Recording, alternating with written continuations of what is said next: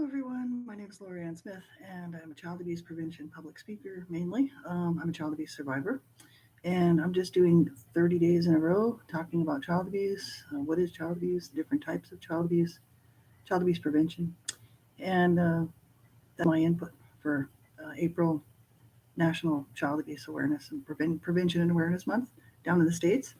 And I usually broadcast in April. I usually do one or two shows, and but this time around I'm doing 30 days. One every night for April, and at 8 o'clock p.m. Mountain Standard Time. So hopefully, this will encourage you to, get the information, protect your own children, protect children around you. So important. Um, these topics are disturbing. That's why a lot of people don't want to deal with this stuff. They don't want to talk about it. Um, Society doesn't want to deal with it, and that's why children continue to be abused. Within families, they don't want to talk about it. In in communities, nobody wants to deal with it. It's a serious problem, and people think, oh well, it's not my problem, and it's like, well, ultimately it is, because it's a problem with society. And any part of society that there's a problem like this affects the whole, right? So it's everybody's problem. So I just through the years since I began speaking about this stuff, and since 2007 really, um, got involved and thought I need to do something. I know all about this. Why am I not speaking about this? Why am I not saying anything? I thought, I have to get involved. And so, through the years, I've been just really blessed to be able to volunteer with some wonderful groups doing great work in the arena of child abuse prevention, and which makes me really happy. And I wanted to give to the situation and not take. So my books that I wrote, all three of them, the proceeds that I've always donated the proceeds to not for profits that work to stop and prevent child abuse. It's so important to me. As a survivor of abuse, I made it, and so many children didn't, and won't in the future, won't live. So I wanted to be their voice, like with all the others out here, not just me, but all of us together to be their voice. And, their voices were silenced. So I figure, I survived, so, I can speak out. And so that's why I do this. So welcome to the show. Um, 30 days, I'll be here for another, what, 26 days. So we're just getting started. Um, Uh, we're talking tonight about child physical abuse, which is really, it's a sad, horrible topic. All child abuse is sad and horrible. Child physical abuse bothers a lot of people, obviously, of course. It's a very, sensitive topic. And so, if you're sensitive to the issues of child abuse and especially child physical abuse, you just have to, you know, make the right decision for yourself, whether you really want to be listening and, you know, whether this information is going to bother you, and you have to make that decision for yourself. Nobody else can. So keep yourself safe. And if you think this information might bother you, dealing with child physical abuse, you need to do the right thing and just turn the channel, change, watch something else, you know, listen to something else, and you wouldn't be hurting my feelings at all. So I know this stuff is very, very sensitive material. It's I had to live it, and it was very, very hard for me to endure the child physical abuse that I endured. And any child being abused, it's very difficult for them to endure that and then have to deal with life after. And and deal with ourselves, deal with our own thoughts and our own abilities to cope. And these things are so hard. So I had to live it. So that's why I'm okay talking about it. It does bother me to talk about it. It bothers me to talk about all this stuff, but it's important to me to be, like I said, because I made it and I survived. It's important to me to be a voice for those children who didn't make it through all those many thousands of years where people have been abusing children and killing them for whatever reason. For any reason. They just didn't like the look on their child's face, so they killed them. So the issue is it's a serious issue. It's a serious problem, and I just wanted to be one more voice out here making noise about this stuff. So we're talking about child physical abuse. This is so that it doesn't get shoved back under the carpet. People just love to just not hear about this stuff. So, it just gets shoved under the carpet. Nobody cares, and then nobody deals with it. And then children continue to be abused. So let's talk about it. And we're looking at a website. Actually, there's two. And I'll put the other link into the show page um, later after the show. I found a kind of a better explanation of some of this stuff dealing with child physical abuse, and that's from Child Help. And the other article that I did post the link in there is good too, and it's the nspcc.org.uk, and it's identifying child physical abuse and how to prevent it. It's kind of a quick view on the issues of what is child physical abuse, and so it doesn't get into too much lengthy stuff. The other one is a bit more descriptive of the issues, so I think we're going to focus more on that one. And the from Child Help, called Physical Abuse, childhelp.org. And if you suspect a child's being abused, you do the right thing and you get that child some help.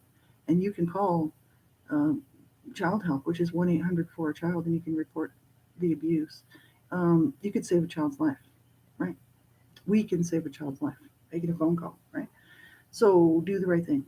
And if you know a child's being abused, you have to do it, right? You may be the only one that knows that that child's being abused, and you could save that child's life, right? So important. Besides the abuser who's abusing that child. Um, so you need to do the right thing by that child or those children. Right? It's so important. So we'll look at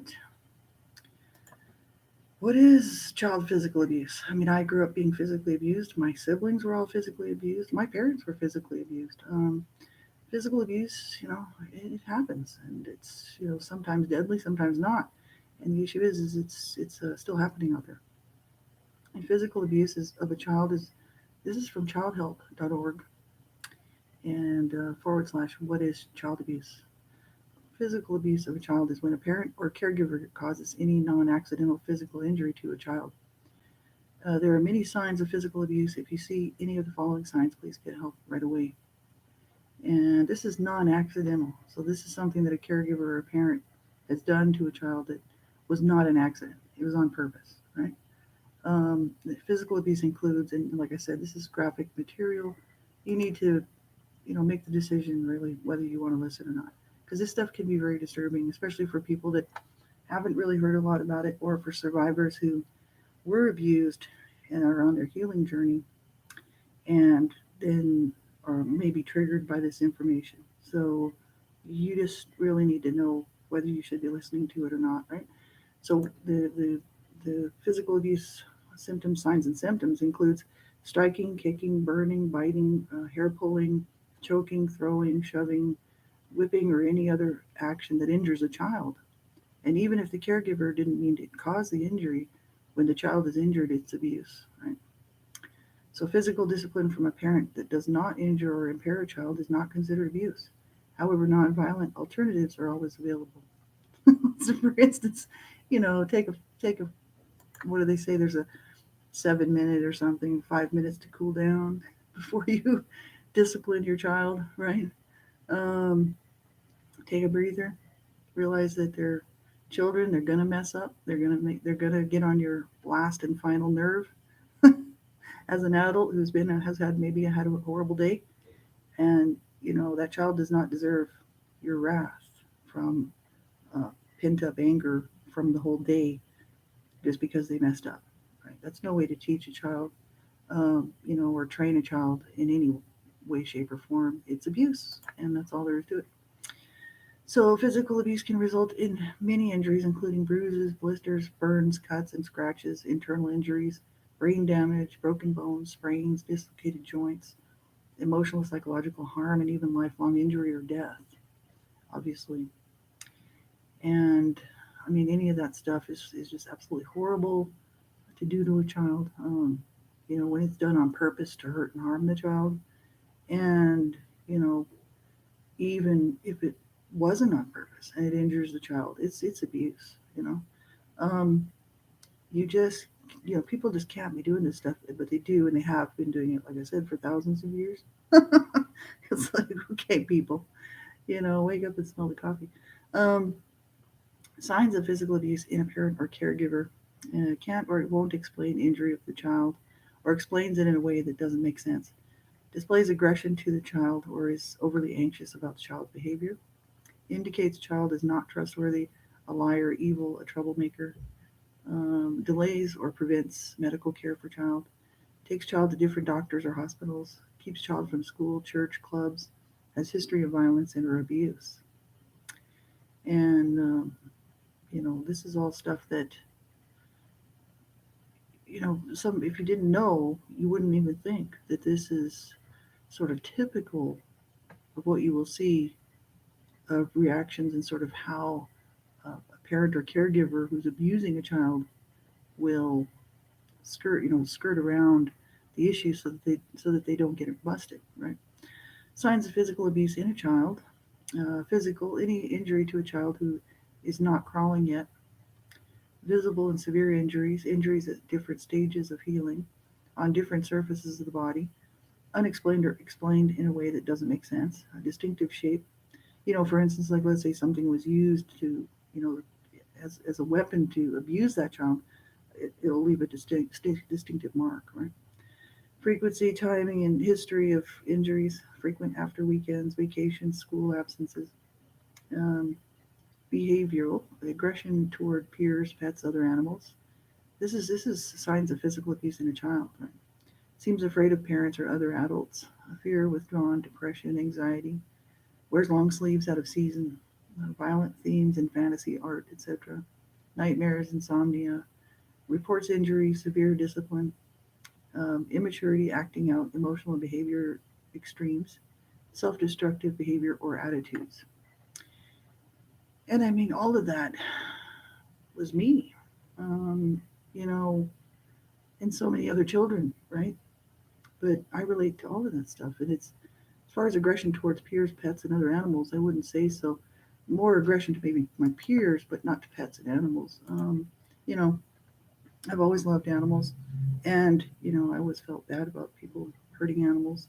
I was, like I said, kind of a bit of a, not a bully, but I was definitely protecting myself as a youth, and because I was already being abused at home, and I didn't want any more abuse from my peers at school. So I kind of kept myself as sort of like the tough girl, and nobody messes with me. And I used to use drugs and at an early age, and just be high all the time, and alcohol. And so people sort of stayed away from me because they thought, well, I was a little bit dangerous. And it's like I really wasn't, but I was like, I had to put on a bit of a front so that I would not be picked on by people, within my own peer group at school, right, or out of school, right. So but as far as being aggressive towards animals, that's not always the case, but it can be, right. Seems afraid of parents or other adults. Fear, withdrawn, depression, anxiety. So if you see a child that has a lot of these types of behavioral, you know, sort of things that they're doing, or that they're showing these signs of these behaviors, then you want to kind of watch out because that child could be possibly being abused, right? Wears long sleeves out of season. That's how my dad had beaten up my brother, and my mom put him sent him to school in a turtleneck in the summer in New Mexico when it's really hot. And the teachers clued in right away that there's something going on there. So that's how my parents were arrested, and busted on child abuse charges. So you want to watch that. Violent themes in fantasy art. My play was always violent, with my Barbies or dolls, playing with friends. Always acting out these violent um, scenarios with Barbies and stuff like that. That was my play. And like if a CPS worker had seen that, they would have clued in right away that some serious problems going on. They already knew. I mean, my parents were brought up on abuse charges, but the issue is had they done any more studies, they would have seen a whole lot of stuff like that.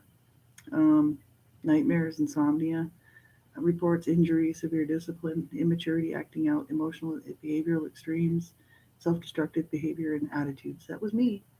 And so This physical abuse is absolutely horrible, and for any child to be, subjected to, and have to try to live, um, you know, it's it's deadly as well. I mean, they don't even talk about that stuff here, except for to say that it can result in lifelong injury or death, right?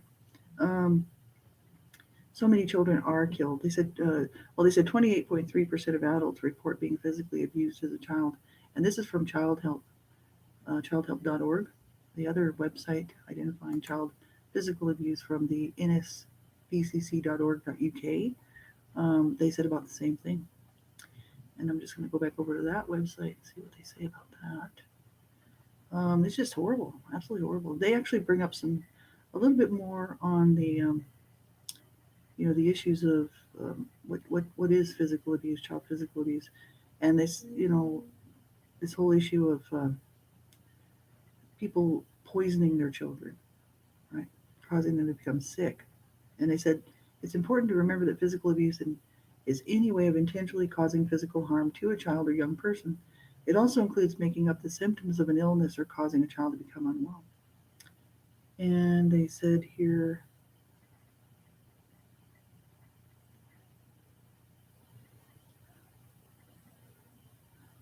if a child reveals abuse, this is on their website on the nspcc.org.uk, a child who's being abused might not realize what's happening is wrong, and they might even blame themselves. If a child talks to you about physical abuse, it's important too. Number one, they list off all this stuff.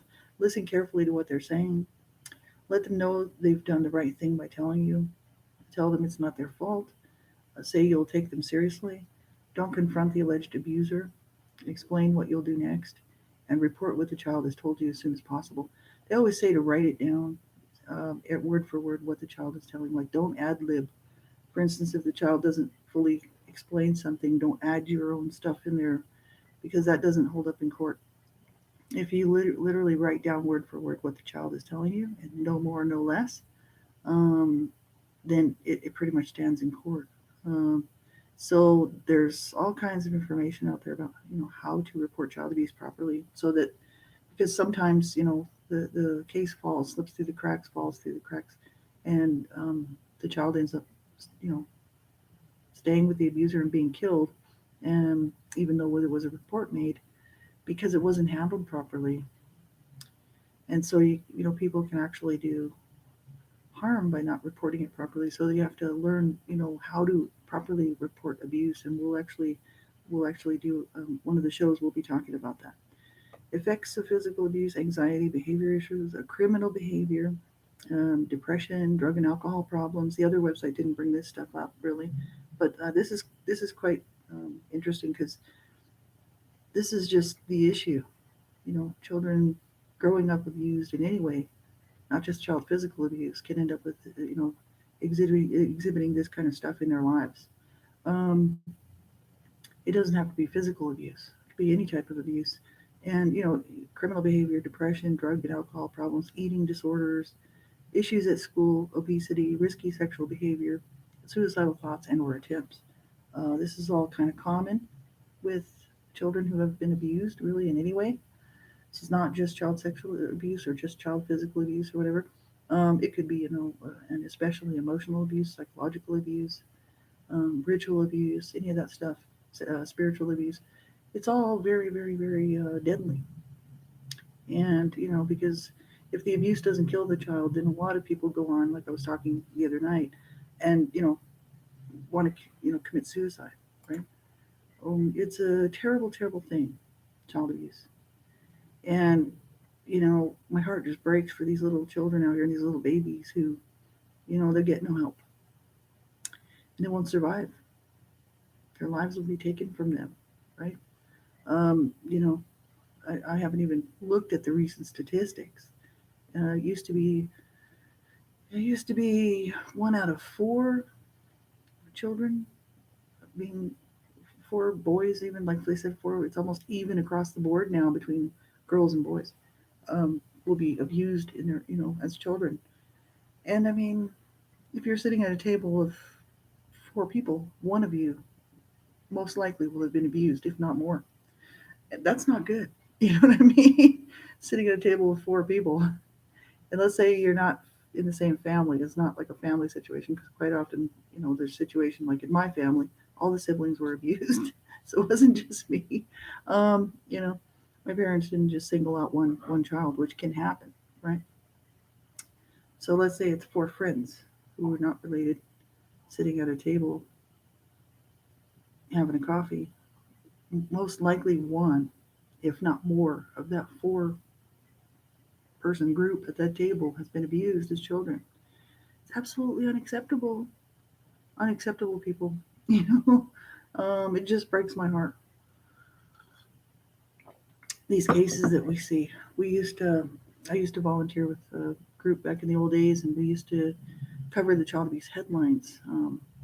We did that for about a year, and in doing that, I mean, we were seeing those headlines like every day, broadcasting and talking about these issues, and just sharing posts, so that people would get an idea of just how many children are, being abused, and many of them killed, or dying, due to the abuse, right?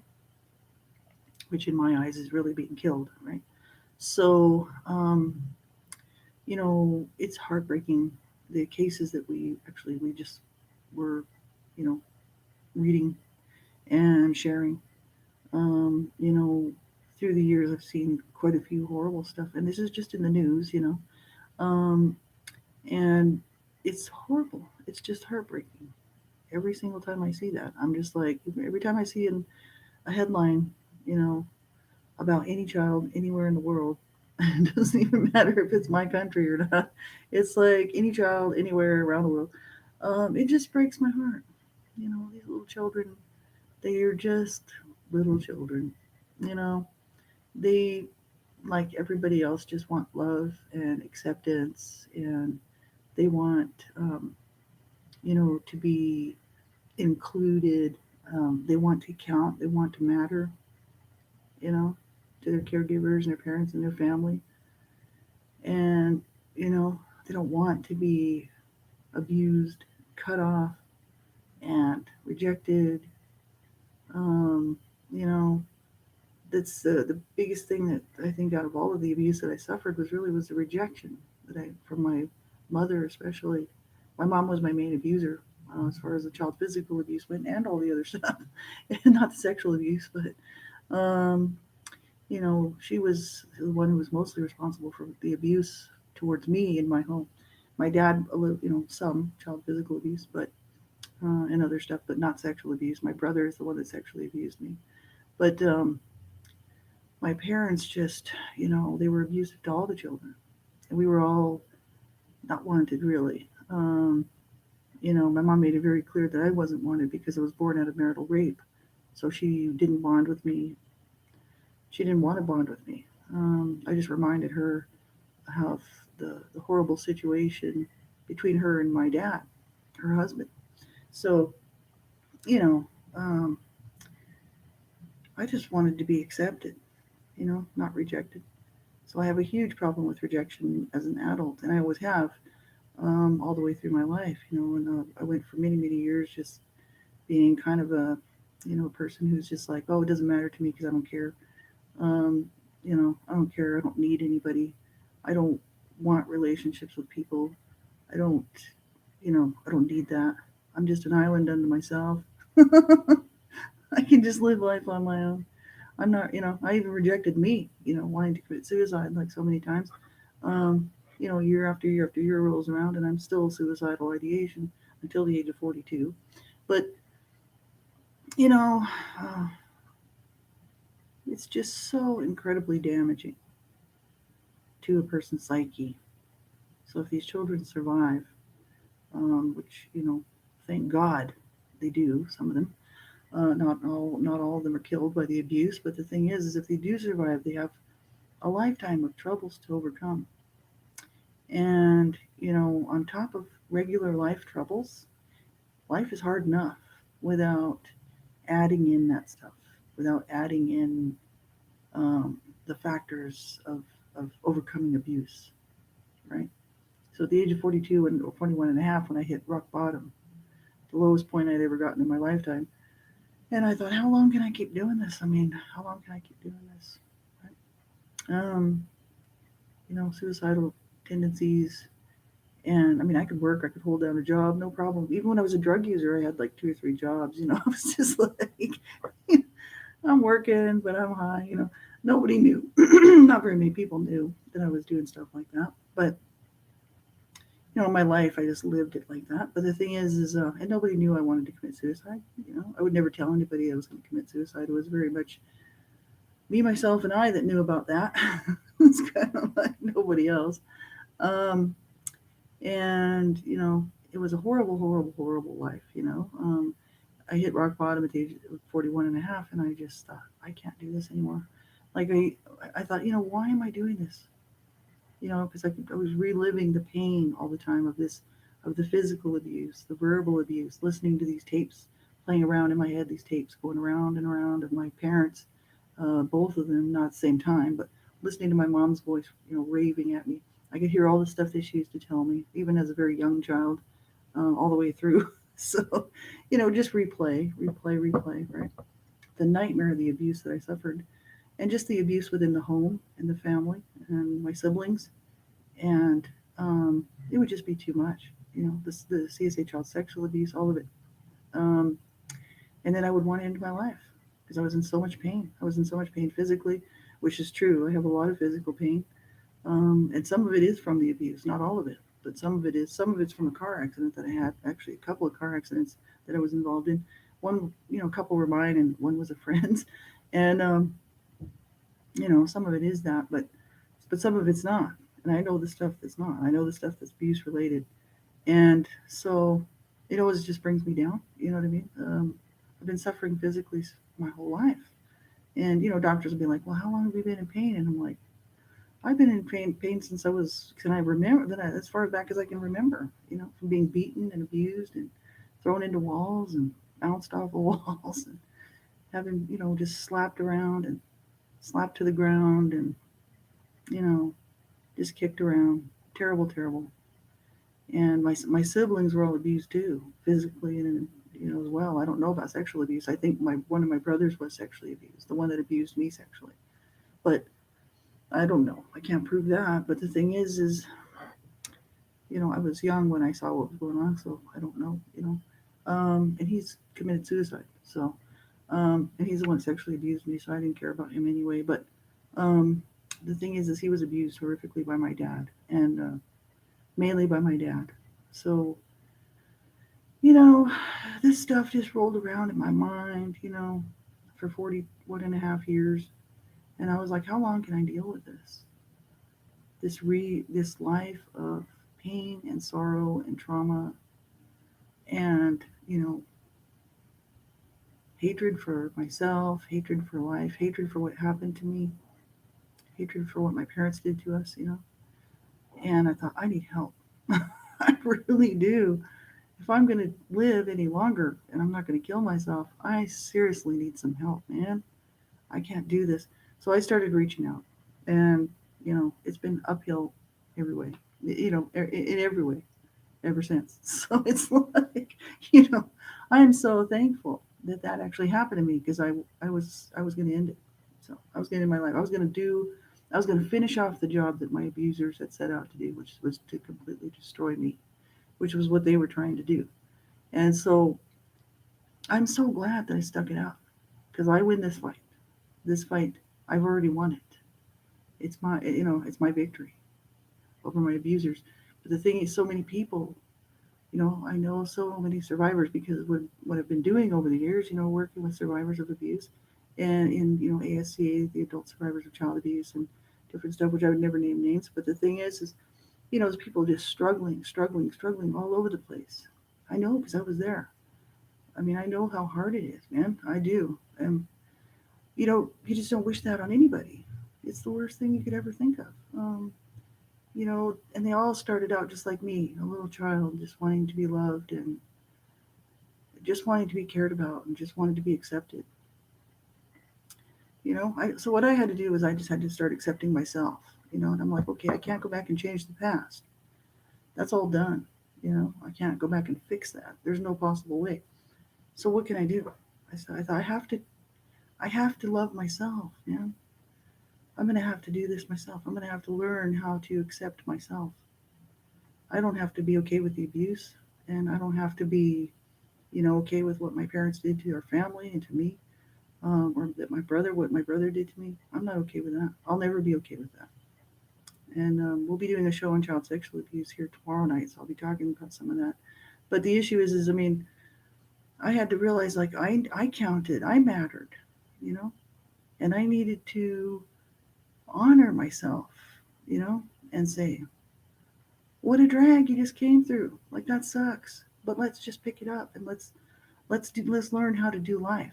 And it's been a hard road because I had no idea how to do life whatsoever. I still struggle with it today. Right, it's stuff that is very very difficult, and that's why I guess I just understand what survivors are going through because I've been there. It's so hard. My bestie's here, Donna Shear. Hi, dear. How are you? Oh, thank you so much. I appreciate it. Well, you're my my support. And the person that you know has helped me get along through this whole thing. You know, you've been there for me. I appreciate it. And even though I mean, even with my problems that I have, pushing people away and pushing everybody out, you're always there, and I really appreciate it. And you're really, I would say, one of the biggest reasons why I'm doing as well as I have been for a long, long time. So I thank you very much. You were here, you were just there for me in my worst days, my bad days, and the good days too. So I love you so much. And it's so difficult, right? I mean, these children out here, they just want love, right? They don't want to be abused. Discipline is not abuse. Discipline's important. You can't let your children just do whatever they want. You just that sets them up for a horrible life too. You have to learn how to discipline properly, and discipline really in love, right? Your child needs to know that you love them regardless. They've done something wrong, they've messed up. They need, there be consequences, right? Whatever the discipline needs to be, it shouldn't be abuse, right? Now, my parents, I mean, I've written books about it, talked about it for like 12 years. Everybody that's listened to my stuff knows how my parents were. It wasn't discipline, it was abuse. They were trying to hurt us, and they did. And, you know, that's not the way to treat your children. Not at all. So if you're a parent and you're struggling and you're having a hard time, and your children are just driving you nuts, and they're on your last nerve, you need to learn some cool down tips and learn some ways to calm yourself down before you deal with your children. And there's lots you can do. And I know it's hard because I know what life is all about. We're not Anybody who lives on the planet, for a certain period of time starts to figure out that hey, it's difficult. You may have problems with at work, you may have problems with your health, you may have problems with your husband or with your wife, you may have problems with your in-laws. You could be having problems with your own immediate family, neighbors could be causing you grief, and then you've got your children acting up, right? And so it all becomes too much, right? And as a people on the planet, we have to learn how to help parents who are struggling, and we need to learn how to you know sort of come in and alongside a parent who's struggling, so that they don't lash out at their children, right? So that they don't take their aggression out on the child, when it should have been just a simple, disciplinary action turns into abuse, right? And not all parents set out to destroy their children. I think that sometimes they can't cope. That was my parents. They just couldn't cope, and they grew up being corporal punishment, being beaten and treated like that. So that's just what they thought. No, this is what we do, right? And you know, times have changed, right? It's not okay to maim and torture your children. It's just not okay. So these things, if we don't talk about them and deal with them, they just get swept back under the carpet. Nobody wants to deal with it, right? But yeah, it's a horrible situation for these kids out here. I mean, Donna, like I was just talking, I mean, we spent years going over the headlines, years and years. And Donna has been responsible for, getting many children help and saved from abuse because she's one of the people that works behind, it's action behind the words. So people have come to her through the years, and she's gotten many people help. Children who were, there was abuse going on. So Donna's done a lot of reporting and understands all of that stuff very well. And check out AU4H, Advocates United for Humanity, and get get there's great website there. You can get all kinds of information there. And I should post that link, Donna. I will. I've got the link for the petition going right now on my discussion page, but I'll also post the website there. I think I might have a long time ago, but I'll do it again. And there's lots of good information there for all, many different topics and stuff like that for help for people, right? And I mean, there is help for parents who are struggling, right? You don't have to abuse and kill your child. There's no reason to do that. Um, you know, it's a sad thing that it comes to that. We see the headlines where a child's been killed or murdered, abused and murdered, died of the abuse or whatever.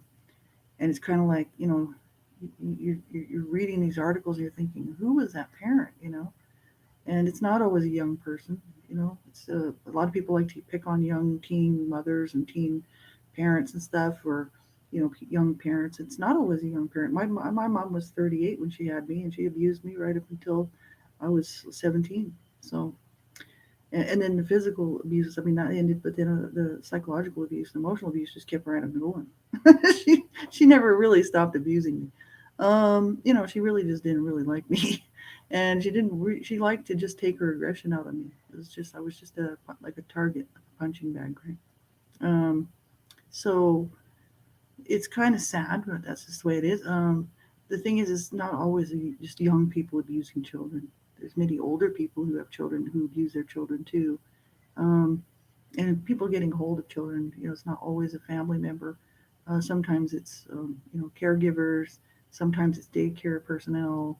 I mean, it's anybody, wherever the child is. That's where the abuse is taking place. So it's not always a parent. Maybe most of it is, as far as this type of stuff, because they have access to the child. Now, child sexual abuse isn't always the parents. I mean, that's a lot of the times just whoever has access to the child. Right? Could be daycare, could be a teacher, could be neighbor, babysitters, could be someone in the family, an uncle, an aunt, cousin, or whatever. These things do happen, right? So we're talking about child sexual abuse tomorrow night, but we're talking about physical abuse tonight.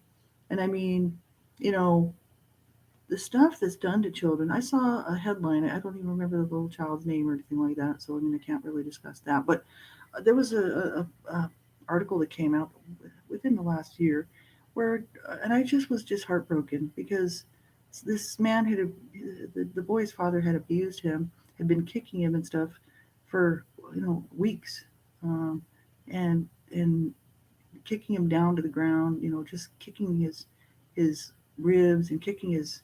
I mean, he had internal injuries, right? But this little boy was school age. He was just a little guy, like maybe 6, 7 years old. And one morning they sent him off to school, and the father kicked him out the door, and the little boy, of course, fell to the ground, and his neck broke.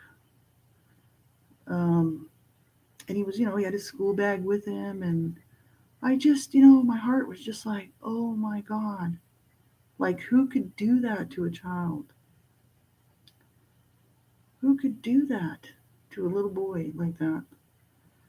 That you could give that child up, and that child would have at least a chance, for a better life, to be adopted or foster care or whatever. You don't have to kill your child. So if you're listening to me tonight just by some chance, and you have an abusive situation going on where you're either abusing your child or children, or somebody in your family is, you don't have to do that. How about why not get some help? You know, or why not just surrender your child, to foster care instead of killing your child or be abusing them. It's just not okay, and it's wrong. You know, like my mom. I was talking last night on the show when the intervention was done by this family, my friend's family down the street. Um, they were like, if we ever see another bruise on her, we're gonna call the police. We're gonna have her removed from the home because I told them I'd run away if they reported it. So they didn't report it, but they went and talked to my mom. And people say, oh, they should have reported it. It's like no, because I would have run away. Then I would have been a kid on the street, uh, you know, being a target for pimps and sex traffickers and all of this stuff. See, so I mean, I kind of think, and I wanted my mom to take responsibility for me. I really did. I was like, no, you know, in my mind, I would like be like, talking to my mom, I'd be like, you're taking responsibility for me. I told those people I want my mom to do the right thing by me, you know. But anyway, I was kind of an older teen. I could have just split. I could have run off anyway. But like I said, I knew there was danger on the street as well. So I was like, oh, well, I know at least what I'm getting at home. But the thing is they told my mom. They said, we see any more, bruises or black eyes or welts or whatever, we're calling cops. We're going to report this. We're going to remove from the home. My mom was like, go ahead. I don't care. I don't want her around here anyway. So my mom didn't care. That's why she could beat me. She was like, I'm going to beat you, and it doesn't matter if anybody calls the police because good, they'll take you out of my hands. So why didn't she just surrender me? Because she didn't want to look like a bad mother. That's why in the courts, she when they got busted on child abuse charges, the younger children, like for instance me, I was just a baby. Like the children who were really young, probably didn't have much input, but the older children, the courts were. My mom was saying it was all my dad, right? And I was trying to make my dad look like the only one who was abusing the children. She was the good mother, right? I was looking after my children, you know, and he's the abuser. And then the older children, they asked the courts, the judges and stuff asked the children, privately who was responsible for the abuse. They had said my mom was too, so my mom was busted as well. So she just didn't want to look like a bad mother. So she told the courts, "I love my children. I want my children." Because she told me all this, and all the other siblings did too. So it all matched, and I'm like, "Okay, I know the truth. This is real."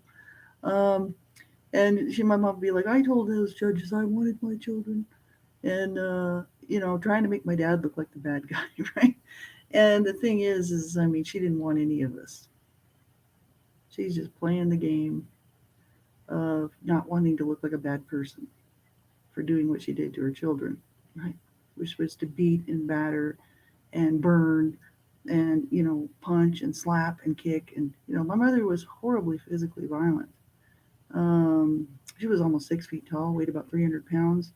If she got a hold of you, man, there wasn't going to be much left of you when she was done. Let me tell you. It was not a good thing.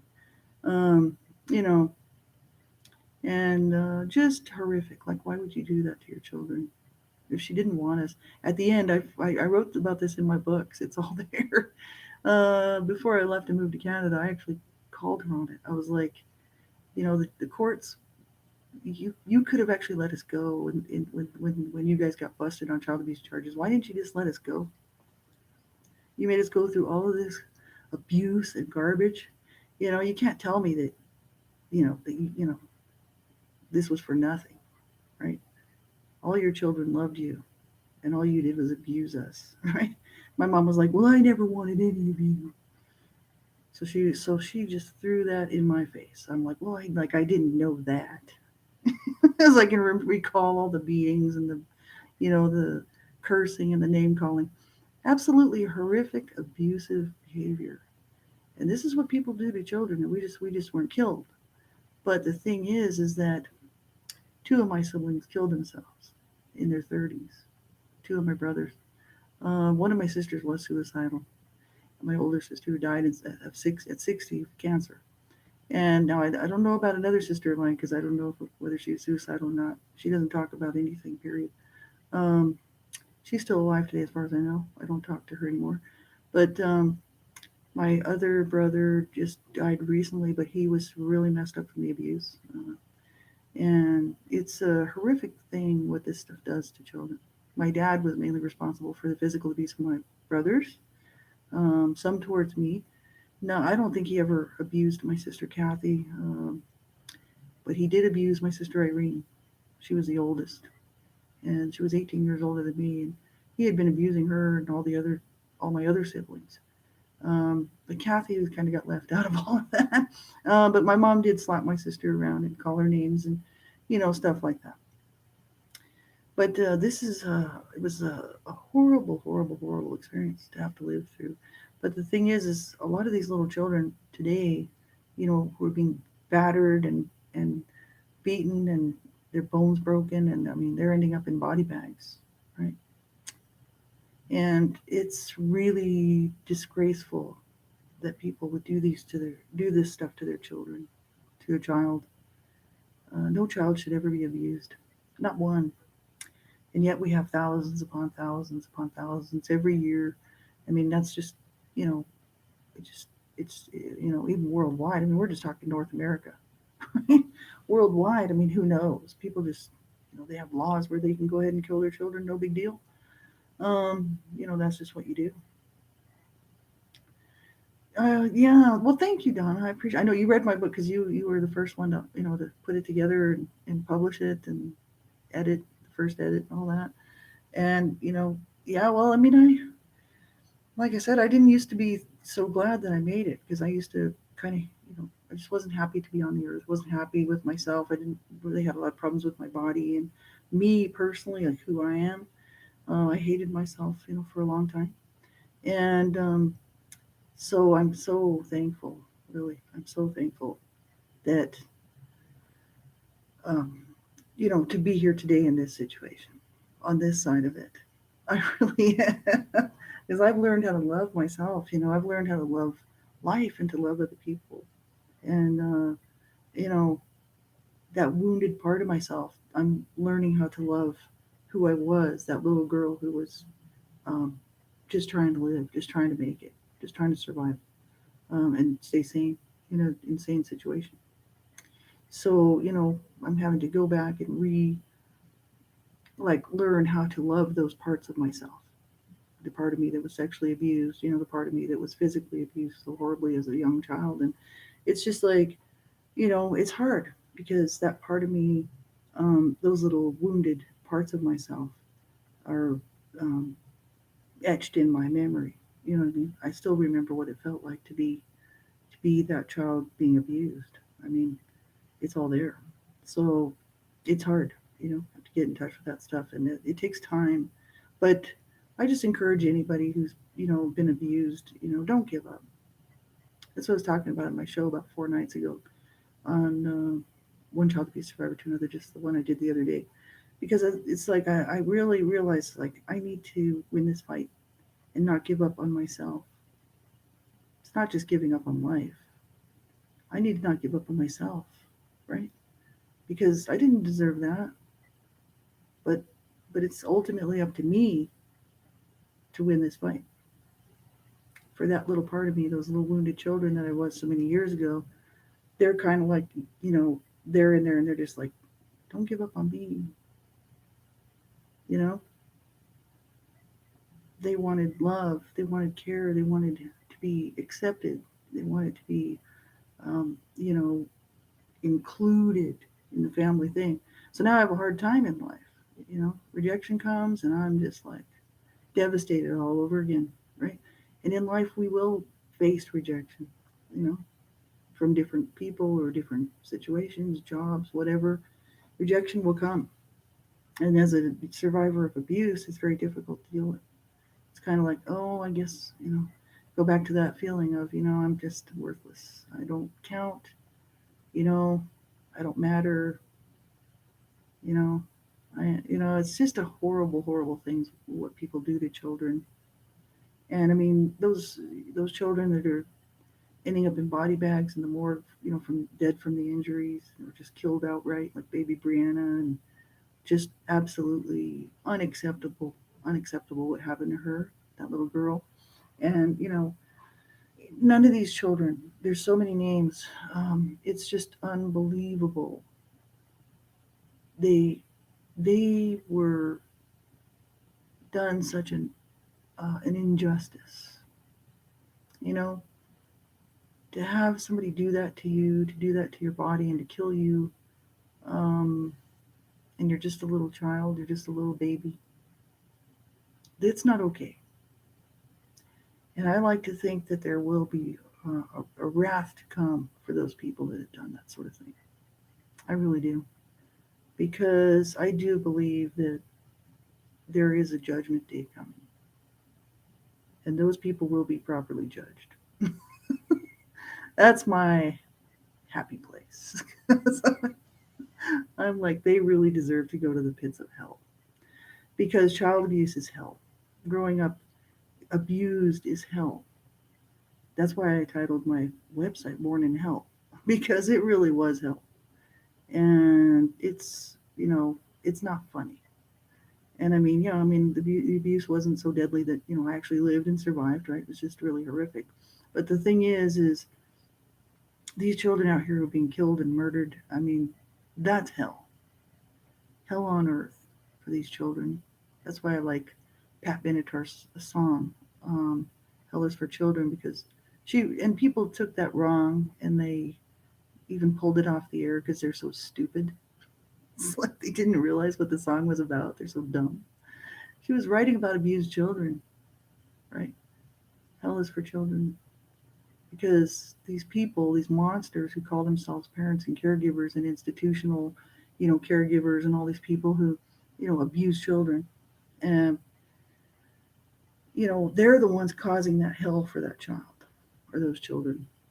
They're responsible for that, and the governments and the laws just aren't strong enough. It's kind of like, oh, slap on the wrist. You shouldn't have killed that child. Okay, 6 months, and then you get off time, time served, no problem. You know, it just doesn't seem to be a big deal to kill a child, or to maim a child, or to hurt a child, right? Sexually abuse a child. Well, it's a big deal to me. It's a big deal to a lot of people that I know, and it's not okay. So we need to keep this going. We need everybody's voices in on this. We need everybody's. There's a petition going around that we're going to talk about. I'm going to be doing a show from A4H that Donna Shear has going with Lee Roberts, and all sorts of stuff going on. April is the month to get involved because, yeah, that's right. It's a big deal to me too. Donna says that's right. I mean, Donna Shear's been fighting for child rights and protection of children for longer than I have, a long time, and a huge voice out here for abused children. And it's like, she's out there in the thick of it, getting these laws changed and stuff. You're my hero, Donna. You're my hero, Donna. You and Lee. I just love you both so much, and I love the fact that you have devoted such a huge part of your life to stopping and preventing child abuse. That's awesome, man. And I mean, it's not, it was all volunteer. And you're not getting paid for that. And there's a lot of lawmakers who are getting paid big bucks and they're not doing nothing. You know what I mean? So I really, kudos to you. And I know that God's going to bless you. I know that you have rewards and crowns waiting for you. You know, you've done wonderful work. And I just wanted to add my voice in there, right? I was like, hey, I got a voice. I can talk. I can say, because I don't mind talking about this stuff. And it's very, like I said, it's an uncomfortable topic, but we got to talk about it, right? Tomorrow night we're talking about child sexual abuse. That's a very uncomfortable topic, but I was abused sexually, and I don't mind. I'm just like, you know what? Let's talk about it, right? Because I owe that little wounded part of myself. I owe um, my voice from being 8 years old, 8 to 9 years old, being sexually abused, with a gag on, not able, no help, right? Um, her voice needs to be heard. That's my voice, right? Because that's me.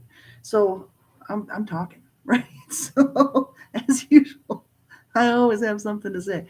So that's what we'll do tomorrow night. But I appreciate you being here. Thank you, Donna, for being here with me. I really appreciate it. And I'm just so thankful for you and for everything you've done, and for all those people out there who have, um, you know, spent their lives working to protect children and to save children from abuse. Whether it was paid or unpaid, doesn't matter. It was just their mission. It was their passion, and they just wanted to to do their part. That's kind of where we're at. In AU4H, Advocates United for Humanity. Lee and Donna. That's their thing. They just want to be part of the change. And so did I way back. Because all of us used to volunteer together before with other groups, and we came together, and we've been advocating together now ever since then, off and on, doing things together to work to stop and prevent child abuse. So it's so important. So, um, yeah, if you suspect abuse, do the right thing, make a phone call. If you know a child's being abused, you better get that child some help, because you could be the only person that knows that that child's being abused, and you could save that child's life, right? And it's just so important. You hear or suspect anything, you make that phone call, you know, and file a report. Do the right thing, right? Because so many children are dying, and it's just so unnecessary, right? Um, it's absolutely mind-boggling just how many children will die tonight from abuse. You know, someone's, whether intentional or unintentional, somebody's abused a child, and their lives are gone, right? So we won't be able to save them. But we can work to save the children of tomorrow, and of the future, right? So important. So thank you all for being here, and I'm signing off, and we'll pick up again tomorrow night with the child sexual abuse. I'll set the show page up tomorrow. And hope you have a wonderful night, everybody. Talk to you soon.